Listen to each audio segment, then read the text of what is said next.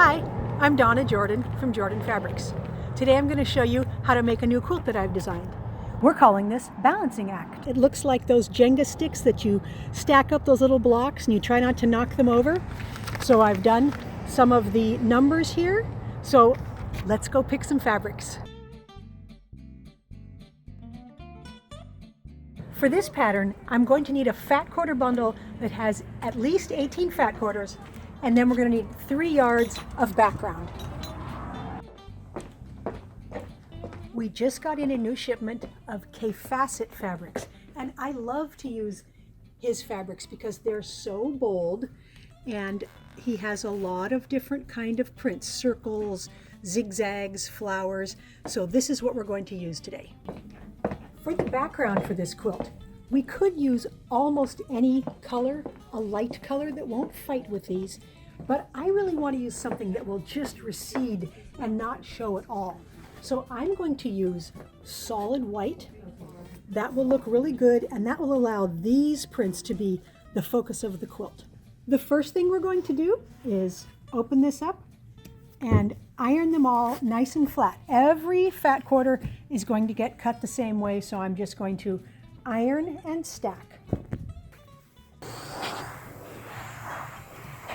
Now all we need to cut is 2 strips that are 8 1/4 wide. I can't cut all 20 layers at once, so I'm going to take some off, and I'll probably cut this in 3 sections so I can make sure I get it accurately cut. That is all the cutting we need for the fat quarters. Now let's get our background. I'm going to need 3 yards of background, and I'm going to cut that into strips that are 4 3/4 inches wide.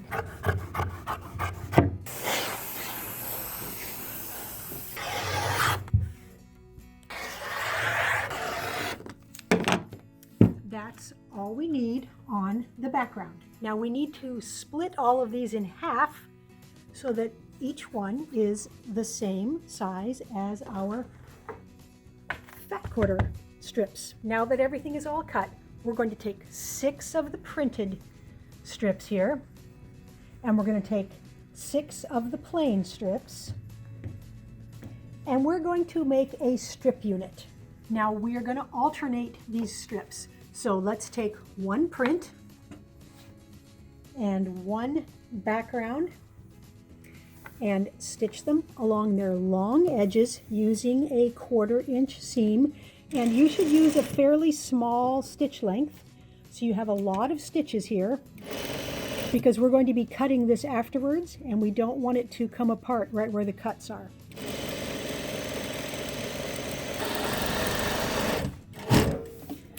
Now open up this and finger press that seam allowance toward the dark side. So hold it open, press it down like that, making sure that that seam is facing the print. Now add another colored strip, and we're going to keep repeating this process till we have them all in a long unit. There's the last piece there. We'll finger press it to the dark side. This edge up here, it's pretty straight and even because I used all of the cut edges up there. I didn't use any of the selvage edges. They're all down at this end. Now I'm going to take this whole big long thing here and I'm going to make it into a big tube. So I'm going to do that by putting these edges together. Let's get that out of the way. And we're going to sew this last seam here together. So now it's going to be one great big strip tube.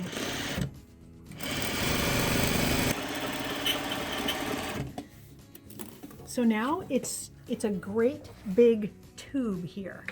So I'm going to go ahead and take the rest of my strips and I'm going to get them all stitched up into these strip units. All of the strip units are all stitched together, and I like to give them a little pressing. I know we finger press to them, but it's still helpful if you get those seams ironed flat. So just go over all of those seams so they're nice and flat. Now we're going to cut this. We're going to do some sub cuts to make our rows. So I'm going to take this big tube and fold it in half.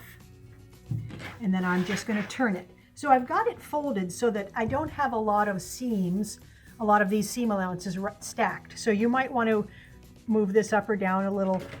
That'll make it so that we're not cutting too many layers all at once. So fold it, line it up on your board, and we're going to make a first cut to neaten everything up.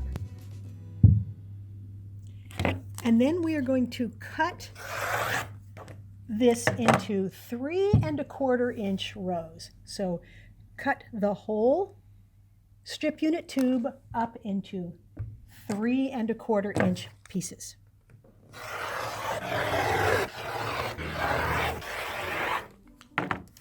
All the rows are cut, so we have 6 different rows here. So we're going to take all of these over to the big table and start laying out the quilt. Now the next step is kind of fun. We are going to take one of these rows. Let's start with this guy. And I'm going to fold it somewhere in the white section. And I'm going to cut. Because remember, it was a big tube. Now this is going to be our first row. So let's lay that guy out. And then I'm going to grab another row, a different one. Doesn't matter which one. And I'm going to cut that not right in the middle. I'm just going to fold it so there's a lot more showing here than there. And I'm going to cut this. Now this row has a lot of white at the beginning, and so my stack is moved over a little bit. But both rows are exactly the same length. So that's going to make it really easy when we sew our rows together. So I'm going to keep alternating the rows and stacking them up till we have the whole quilt laid out.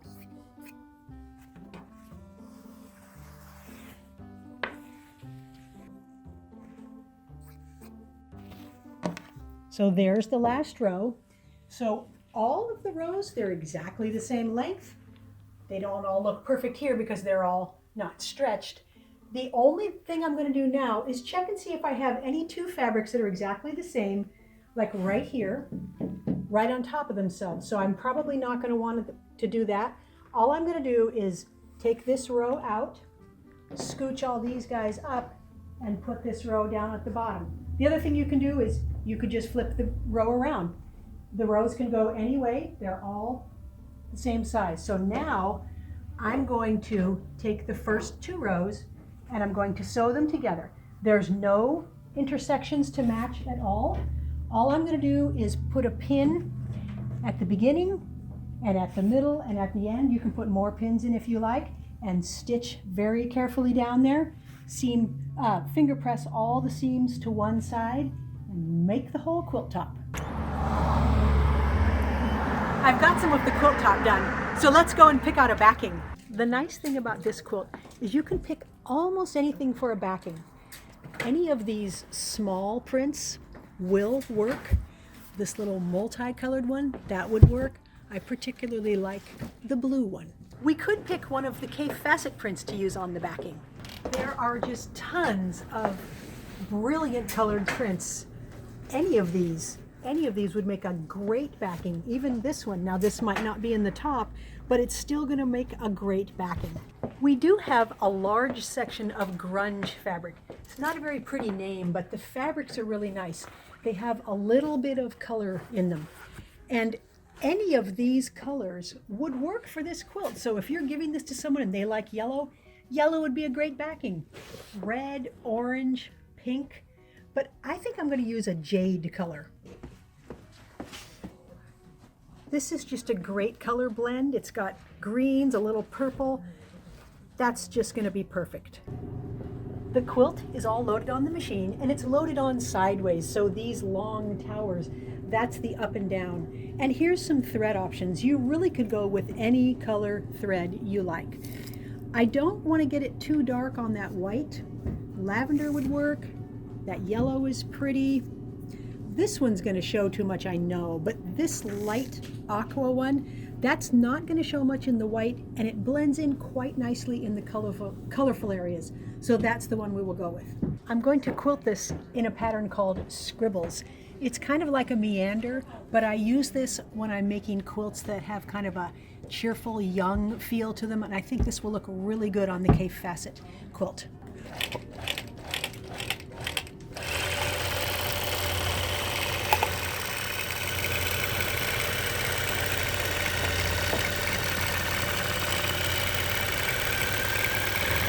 Now that the quilt is done, you can really see all those different colors balanced one on top of another.